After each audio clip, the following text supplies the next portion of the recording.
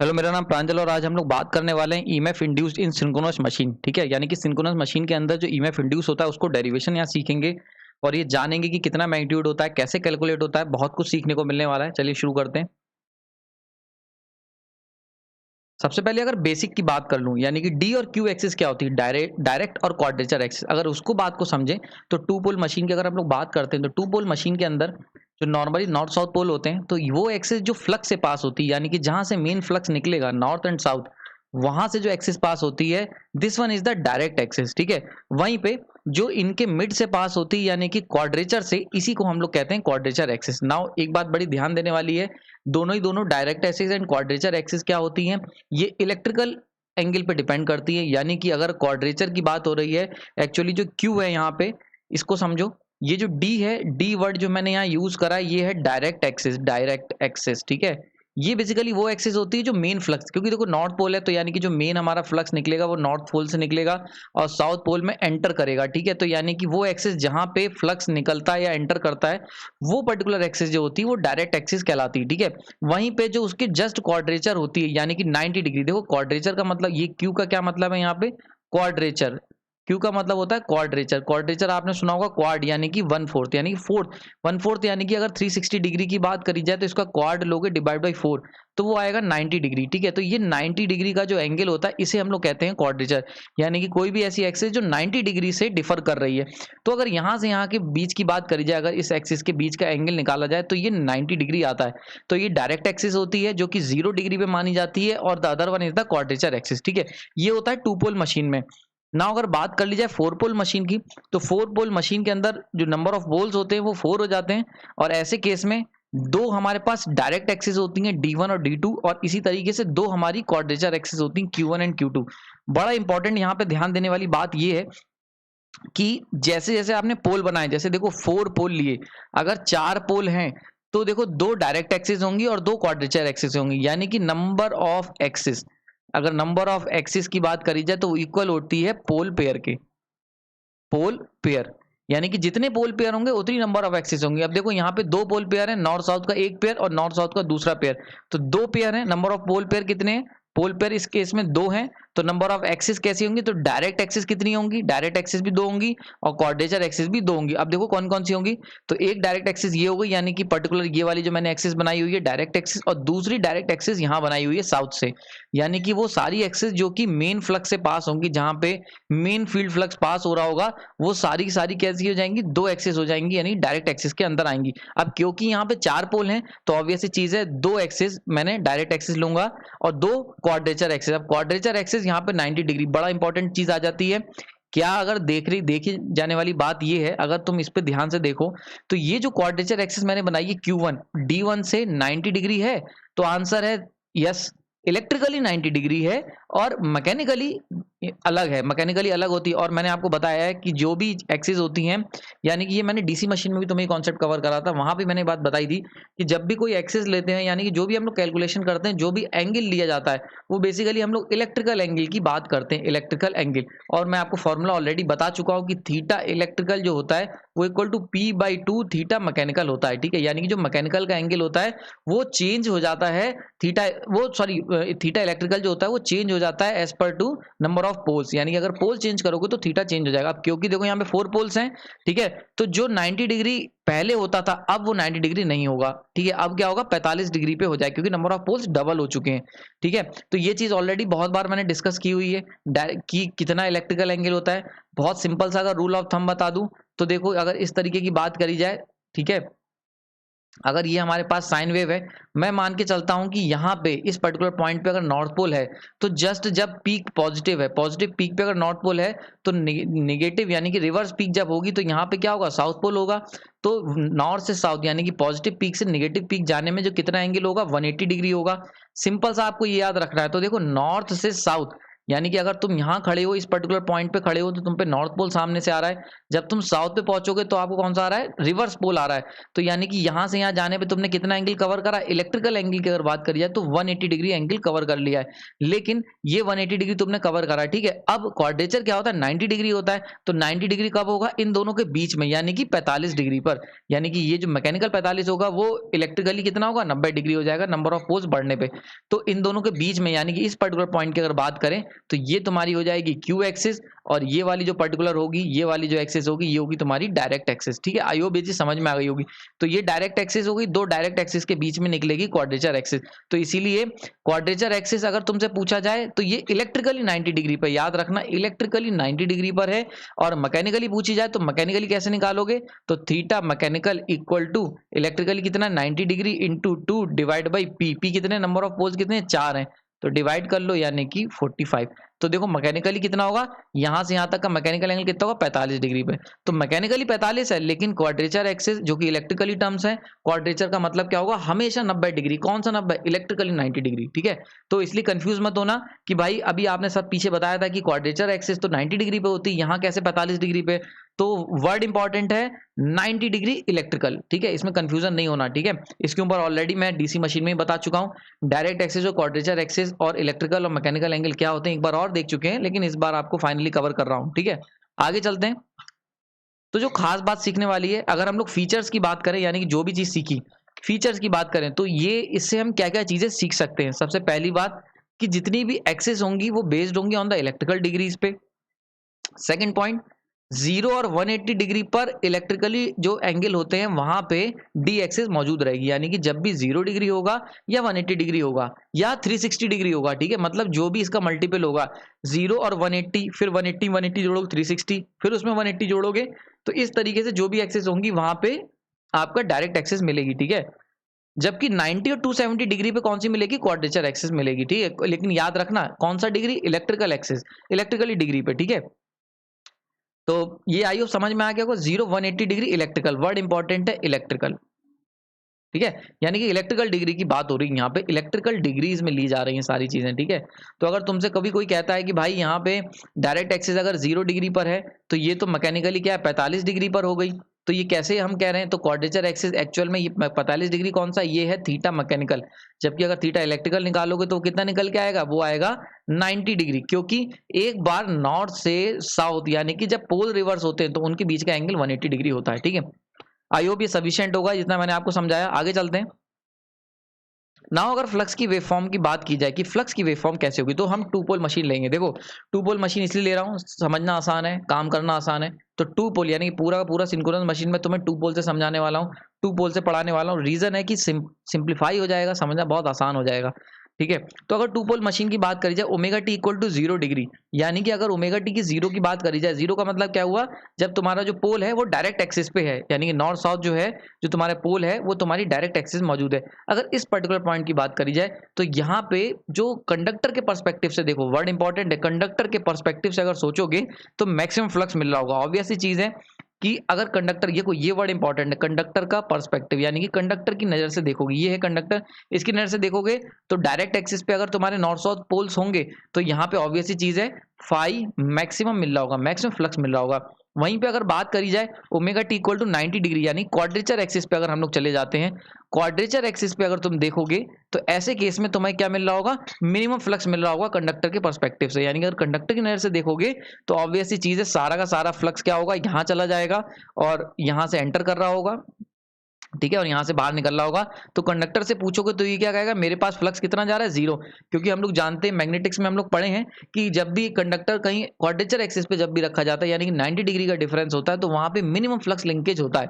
तो अगर बात करी जाए omega T equal to 90 degree, यानी क्वाड्रेचर एक्सिस पे अगर पोल शिफ्ट हो गए तो ऐसे में कंडक्टर पे मिनिमम फ्लक्स मौजूद रहेगा, ठीक है। तो यहाँ से जो मीनिंग निकाला जा सकता है, यानी कि हम लोग क्या चीज इंटरप्रेट कर सकते हैं, बड़ा इंपॉर्टेंट, कि फ्लक्स जो है वो एक कोसाइन कर्व को फॉलो कर रहा है। अगर हम लोग कंडक्टर के पर्सपेक्टिव से देखें, यानी अगर कंडक्टर पे खड़े होकर देखोगे तो तुम्हारा जो फ्लक्स होगा वो कौन सा दिखेगा, कोसाइन दिखेगा। ये कैसे, तो इसको समझते हैं, कोसाइन वेव कुछ इस तरीके की होती है, ठीक है। और अगर ये हम लोग कर्व बना रहे हैं फाई और ओमेगा टी के बीच में, रीजन क्या है, हमने देखो ओमेगा टी यानी कि जब मैंने एंगल कितना रखा था 0, तो ऐसे केस में मैंने अभी पीछे देखा फाई कितना मिल रहा था तुम्हें, मैक्सिमम मिल रहा था, ठीक है। तो देखो ओमेगा टी इक्वल टू 0 पे फाई मैक्सिमम मिल रहा है, ठीक है। फिर हमने क्या करा, ओमेगा टी इक्वल टू 90 रखा, और जैसे ही 90 रखा तो ऐसे में क्या मिला, फाई इक्वल टू 0 मिला। तो देखो ओमेगा टी इक्वल टू 90 रखने हैं, फ्लक्स 0 मिला, तो भाई ये वाली वेव मिल रही है। और ये वाली वेव कौन सी होती है, ये होती तुम्हारी कोसाइन की वेव होती है, ठीक है।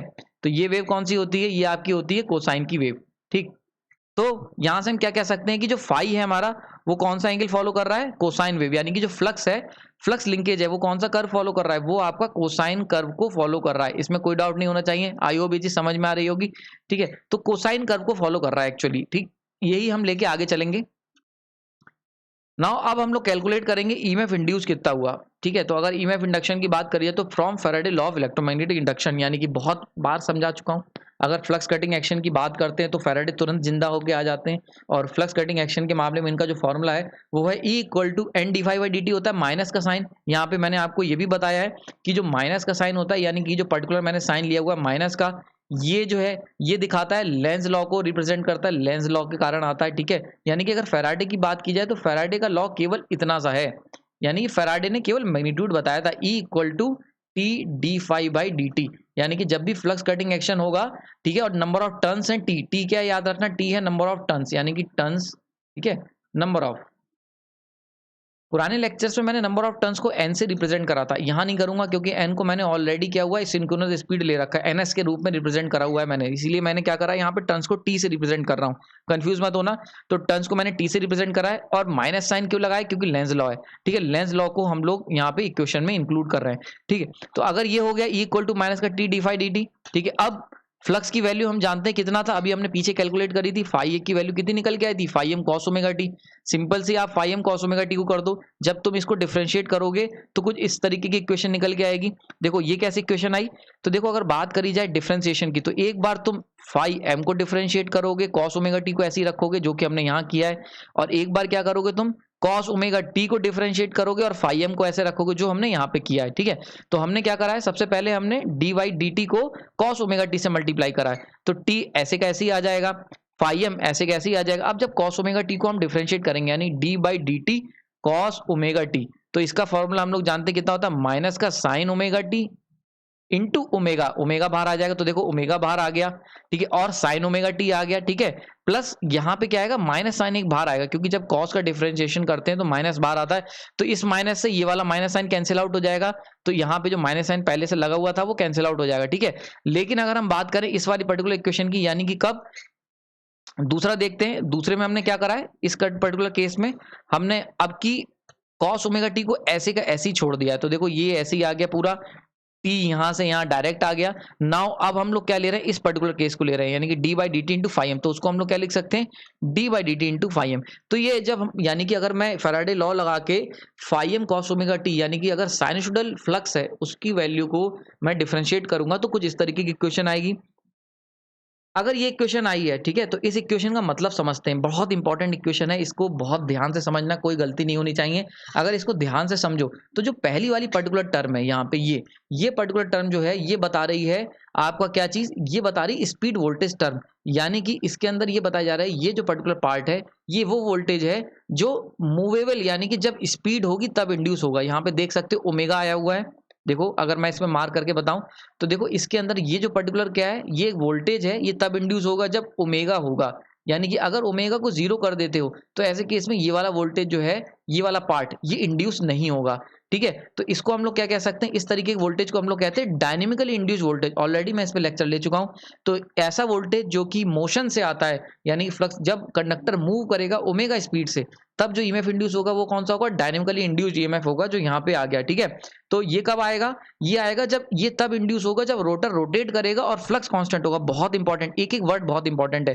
पहली चीज तुम्हें ये पता चली कि ये जो टर्म आ रही है कौन सी है, स्पीड वोल्टेज टर्म है, यानी कि स्पीड की वजह से वोल्टेज आएगा, और इसीलिए इसका नाम पड़ा है डायनेमिकली इंड्यूस्ड वोल्टेज, यानी कि जब डायनेमिक्स इन्वॉल्व होगी, यानी कि मोशन इन्वॉल्व होगा, ठीक है, तब डायनेमिकली इंड्यूस्ड वोल्टेज आएगा।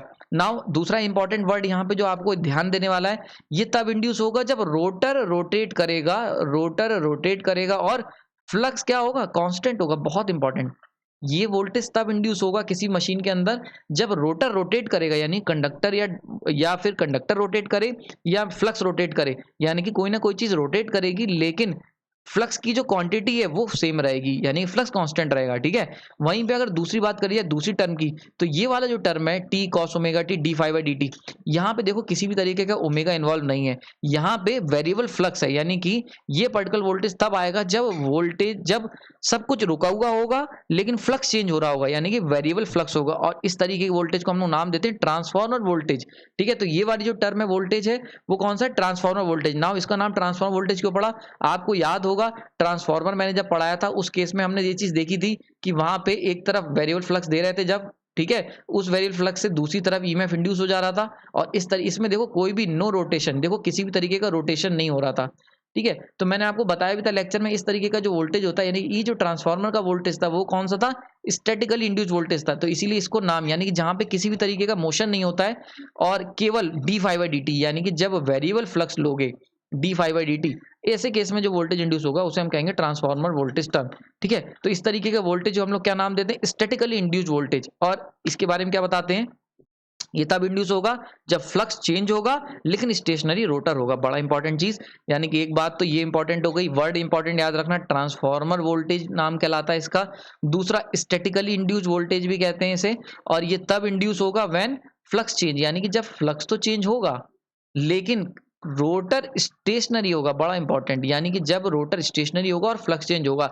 अगर मैं सिंक्रोनस जनरेटर की बात करूं, अल्टरनेटर की बात करूं, तो ये वाला वोल्टेज कब आएगा, ये तब आएगा कि अगर हमारे पास ये रोटर है, ठीक है, और यहाँ पे मैं वाइंडिंग दे रखी है, ठीक है, और यहाँ पे कंडक्टर है। अगर मैं कोई भी रोटेशन नहीं करूं, यानी कि omega equal to zero, omega equal to zero, यानी कि जब सिंक्रोनस जनरेटर जो है रुका हुआ है और यहाँ पे जो मैं रोटर के जो फील्ड वाइंडिंग थी वहां पे नॉर्थ साउथ पोल मैंने दिए थे, तो ये क्या कर रहा था, डीसी दे रहा था। लेकिन मैं डीसी ना देके यहाँ पे अगर एसी दे दूं, बड़ा इंपॉर्टेंट क्वेश्चन, अगर मैं क्या करूं इसकी फील्ड वाइंडिंग के अंदर एसी दे दूं और ऐसे इसी तरीके से स्टेशनरी रहने दूं, तो यहाँ पे जो ईएमएफ इंड्यूस होगा वो होगा तुम्हारा ये पर्टिकुलर वोल्टेज, यानी कि ट्रांसफार्मर वोल्टेज टर्म आएगी पिक्चर के अंदर, ठीक है। यहाँ पे जो वोल्टेज इंड्यूस होगा वो कौन सा होगा, ये वाला ट्रांसफार्मर वोल्टेज होगा।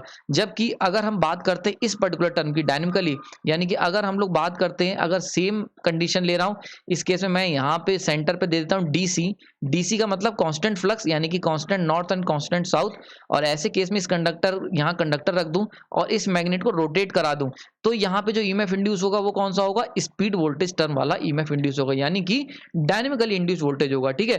तो अगर तुमसे कोई कहता है कि हमने क्या करा, सिंक्रोनस जनरेटर को रोक दिया है और उसके जो रोटर है उसके ऊपर हमने एसी दे दी है, वेरिएबल एसी, ठीक है, तो वेरिएबल एसी देने पे इस कंडक्टर के अंदर जो ईएमएफ इंड्यूस होगा, यानी कि इस पर्टिकुलर केस में यहाँ पे जो ईएमएफ इंड्यूस होगा वो कौन सा होगा, वो ट्रांसफार्मर वोल्टेज टर्म होगा, यानी कि ईएमएफ इंड्यूस होगा। यानी कि अगर सिंक्रोनस जनरेटर के रोटर में डीसी ना देके एसी दे दूं और जनरेटर को रुका रहने दूं, तो ऐसे केस में यानी कि देखो स्टेशनरी रोटर हो गया और फ्लक्स चेंज हो रहा है, तो ऐसे केस में क्या होगा, एक ईएमएफ इंड्यूस होगा और वो ईएमएफ कौन सा होगा, ट्रांसफार्मर वोल्टेज। वहीं पे अगर क्या करता हूं मैं, अगर मैं इस केस में दूसरा केस ले लेता हूं कि जो कि ले रहे हैं हम लोग, जो एक्चुअल केस होता है उसके अंदर हम लोग क्या करते हैं कि रोटर पे कांस्टेंट डीसी देते हैं, यानी कि कांस्टेंट फ्लक्स, ये देखो कांस्टेंट फ्लक्स, ठीक है, कांस्टेंट फ्लक्स, और रोटर को रोटेट कराते थे, तब जो वोल्टेज इंड्यूस होगा वो कौन सा होगा, डायनेमिकली इंड्यूस वोल्टेज होगा। आई होप दोनों वोल्टेज समझ में आ गए होंगे। नाउ आगे चलते हैं। अगर मैं बात करता हूँ अल्टरनेटर में फील्ड फ्लक्स कांस्टेंट होता है, तो फील्ड फ्लक्स अगर कांस्टेंट है तो भाई D phi by D T equal to zero, D phi by D T अगर जीरो हो गया तो ये जो पुराना अभी मैंने पुरानी इक्वेशन निकाली थी, इस केस में ये वाली टर्म जीरो हो जाएगी, ठीक है। और ऑब्वियस सी बात है क्योंकि D phi by D T zero है तो ये पूरी टर्म जीरो हो जाएगी। तो ऐसे केस में हम कह सकते हैं जो ईएमएफ हमें मिलेगा जनरेटर, सिंक्रोनस जनरेटर में कौन सा मिलेगा, T phi M omega sine omega T, जहां पे फाई एम क्या मैक्सिमम वैल्यू ऑफ फ्लक्स है, यानी कि एक पोल मैक्सिमम कितना फ्लक्स बना रहा है ये वो वैल्यू है, टी नंबर ऑफ टर्न्स है, ओमेगा एंगुलर स्पीड है, और साइन ओमेगा टी एंगल है, ठीक। नाउ अगर इसी फॉर्मूले को थोड़ा सा और एनालाइज करें, तो ये जो पर्टिकुलर टर्म होती है ये होती है मैक्सिमम वैल्यू की, यानी कि ये कैसे आई, देखो अगर हम बात करते हैं, अगर हम बात करें E इक्वल टू होता है T into phi M into omega into sine omega T. अगर मैं बात करूं कि मैक्सिमम वोल्टेज कितना होगा, तो E जो मैक्सिमम वोल्टेज होगा उसमें अगर ये साइन ओमेगा टी की वैल्यू को मैक्सिमम रख दें, तो ये मैक्सिमम कब होती है, इसकी मैक्सिमम वैल्यू होती है 1, तो इसको 1 रख दो, तो मैक्सिमम वैल्यू कितनी आ जाएगी, T into phi M into omega. ठीक है। तो यानी कि T into phi M into omega, इसको मैं कह सकता हूँ, इसको क्या कह सकता हूँ, ई एम कह सकता हूँ, मैक्सिमम वैल्यू। ठीक है, अगर इसको मैक्सिमम वैल्यू कह देता हूँ तो हमारी इक्वेशन अब क्या बन जाती है, E equal to E M sine omega T. यानी देखो इसी तरीके की इक्वेशन तो तुम पढ़ते आए हो हमेशा एसी में, कभी भी तुमने एसी वेव फॉर्म देखी होगी, फ्लक्स की देखी, तो हर बार क्या होता है, वहां पे एक मैक्सिमम वैल्यू होती है और उस साइन के हिसाब से साइनसोइडली या फिर कोसाइन वेव को फॉलो कर रही होती है। ठीक है, तो this one is the voltage, यानी कि ये वो वोल्टेज है तो जो सिंक्रोनस जनरेटर में इंड्यूस होगा E M sine omega T. यहाँ पे ई एम क्या है, मैक्सिमम वैल्यू नाउ। लेकिन एक बड़ी खास बात आती है, हम लोग इसको ई एम यहाँ पे ये बता देता हूँ, ई एम ऑलरेडी हम बता चुके हैं, टी ओमेगा एम। ठीक है, टी ओमेगा फाइव एम होगा। नाउ बड़ी खास बात आती है, हम जानते हैं एसी वेव में जब भी हम डील करते हैं तो हमेशा हम लोग आरएमएस वैल्यू के बारे में बड़ा चिंतित रहते हैं। एसी में आप जो भी न्यूमेरिकल सॉल्व करते हो, जहां पे भी डील करते हो, हर बार हम लोग आरएमएस वैल्यू को डील करते हैं। ऐसा क्यों करते हैं, इसके लिए फर्स्ट ईयर की आप बुक पढ़ सकते हो, बहुत इंपॉर्टेंट है। आरएमएस का क्या मतलब होता है, ठीक है, डीसी एवरेज क्या होती है और पीक वैल्यू क्या होती है, इन सबको आपको बेसिक पता होना चाहिए। अगर नहीं पता है तो आने वाले आप कमेंट सेक्शन में मुझे बता सकते हैं, मैं आने वाले लेक्चर्स में इसके ऊपर एक बेसिक लेक्चर आपके लिए बना दूंगा। ठीक है, खैर अभी यहाँ पे फोकस करते हैं। तो हम जानते हैं कि एसी जब भी हम लोग डील करते हैं तो हमेशा हम लोग आरएमएस वैल्यू में डील करते हैं। ठीक है, तो अगर आरएमएस वैल्यू में डील करते हो तो आपको पता होगा कि आरएमएस की जो वैल्यू होती है उसका फॉर्मूला होता है E M upon root two. यानी कि अगर तुम एसी वेव में डील कर रहे हो, केवल ये पर्टिकुलर केस है, एक बात ध्यान रखना, ये कौन सा केस है, ये वो केस है जो साइनसोइडल वेव फॉर्म जब आप ले रहे हो, साइनसोइडल एसी केस की बात अगर कर रहे हैं, इन दैट केस आरएमएस की जो वैल्यू होती है वो maximum value divide by root two होती है। ठीक है, ये ऑलरेडी आपको पता होगा। ठीक है, जो साइनसोइडल वेव फॉर्म होता है, तो इसका मतलब क्या हुआ, अगर हमने ये जो फॉर्मूला यहाँ पे पूरा निकाला था, ठीक है, हमने देखा कि जो वैल्यू निकल के आई ईएमएफ इंड्यूस की वो E equal to E M sine omega T आई, तो हम यहाँ से मैक्सिमम वैल्यू क्या लिख सकते हैं, E M T phi M omega. ये चीज ऑलरेडी मैंने यहाँ पे समझा दी है। ठीक, तो टी फाइव एम और इंटू ओमेगा, ओमेगा क्या है यहाँ पे, एंगुलर स्पीड है, टी क्या है, नंबर ऑफ टर्न से फाइव एम। तो ये अगर मैक्सिमम वैल्यू है तो अगर आरएमएस वैल्यू निकालनी तो आरएमएस वैल्यू क्या होगी, maximum divide by root two. E M को अगर मैं क्या करूं, अगर मुझे आरएमएस वैल्यू चाहिए तो क्या करूं, इस ई एम को यहाँ पे रख दूं, डिवाइड कर दूं रूट टू से। यानी कि इस पर्टिकुलर क्वांटिटी को अगर मैं रूट टू से डिवाइड कर देता हूं तो मुझे क्या मिल जाएगी, आरएमएस वैल्यू मिल जाएगी। जरा देखते हैं, तो अगर आरएमएस वैल्यू की बात की जाए यहाँ पे, तो देखो E R M S equal to one upon root two. अब मैक्सिमम वैल्यू मैंने लगा दी टी फाइव एम ओमेगा। ठीक है, अब देखो ओमेगा को मैंने यहाँ पे क्या करा भाई, ओमेगा को मैंने खोल दिया, यानी कि ओमेगा की ऑलरेडी हम जानते हैं कितना होता है, 2 पाई एफ होती है। एंगुलर स्पीड को अगर फ्रीक्वेंसी में लिखोगे 2 पाई एफ होती है, ये 2 पाई एफ मैंने यहाँ रख दिया है। जब इसे सॉल्व करोगे तो आंसर आपका निकल के आएगा 4.44 एफ टी फाइव एम। ठीक है, ये वैल्यू निकल के आएगी। नाउ ये आपका फाइनल डेरिवेशन हो जाता है, यानी कि ई आर एम एस, यानी कि अगर तुमसे पूछा जाए कि सिंक्रोनस जनरेटर में कितना वोल्टेज इंड्यूस होता है, तो जो फाइनल फॉर्मूला तुम बताओगे वो कितना बताओगे, तो E R M S equal to 4.44 F T phi M. ये तुम्हारा फाइनल डेरिवेशन निकल के आ जाता है। एक खास बात, यहां पे अभी पिक्चर खत्म नहीं हुई, बहुत ध्यान से समझना। ये होता है तब जब कंसंट्रेटेड वाइंडिंग आपने ली हुई है। ठीक है, यानी कि अगर सिंक्रोनस जनरेटर के अंदर अल्टरनेटर में तुमने जो आर्मेचर वाइंडिंग ली है वो कंसंट्रेटेड है, तो जो ईएमएफ इंड्यूस होगा कंडक्टर्स के अंदर, आरएमएस वैल्यू जो होगी ईएमएफ इंडक्शन की, वो कितनी होगी, 4.44 ft/m। लेकिन अगर आपने डिस्ट्रीब्यूटेड वाइंडिंग ली है तो ऐसे केस में जो ईएमएफ जो इक्वेशन होगी डिस्ट्रीब्यूटेड वाइंडिंग के केस में, वो क्या होगी, 4.44 ft/m kW। बहुत इंपॉर्टेंट, यानी कि अगर आपने कंसंट्रेटेड वाइंडिंग ली है, कंसंट्रेटेड वाइंडिंग, तो उस केस में आरएमएस की जो वैल्यू 4.44 ft/m। वहीं पे अगर तुमने डिस्ट्रीब्यूटेड वाइंडिंग ली है, डिस्ट्रीब्यूटेड, तो वहां पे क्या होगा, एक एक्स्ट्रा टर्म जुड़ जाएगा kW, और इसको क्या कहते हैं, ये कहलाता है वाइंडिंग फैक्टर। बहुत इंपॉर्टेंट है, ये कहलाता है आपका वाइंडिंग फैक्टर। ठीक है, तो यानी कि अगर तुमने क्या करा, कंसंट्रेटिंग की जगह डिस्ट्रीब्यूटेड वाइंडिंग ले ली तो आरएमएस वैल्यू चेंज हो जाएगी, अब एक वाइंडिंग फैक्टर भी जुड़ जाएगा। डिस्ट्रीब्यूटेड वाइंडिंग क्या होती है, कंसंट्रेटेड वाइंडिंग क्या होती है, और वाइंडिंग फैक्टर क्या होता है, इसकी हम लोग चर्चा करेंगे अगले लेक्चर में। ठीक है, आई होप ये लेक्चर आपको समझ में आया होगा। इस लेक्चर को बहुत ध्यान से समझना, इसमें मैंने डेरिवेशन कवर करा सिंक्रोनस जनरेटर में जो इंड्यूस होने वाले ईएमएफ का। लास्ट में तुम्हें कुछ क्वेश्चन के साथ छोड़ के जा रहा हूँ, डिस्ट्रीब्यूटेड वाइंडिंग और concentrated winding and winding factor, इन सब चीजों के ऊपर हम लोग आने वाले लेक्चर में चर्चा करेंगे। अगर आपके मन में कोई भी डाउट है, ये डेरिवेशन समझ में नहीं आया या कोई डाउट है, तो कमेंट सेक्शन में बता सकते हैं। जिस स्टेप में डाउट है वहां बता सकते हैं, मैं उन सब चीजों का आंसर दूंगा। आपने अपना कीमती समय दिया, उसके लिए धन्यवाद।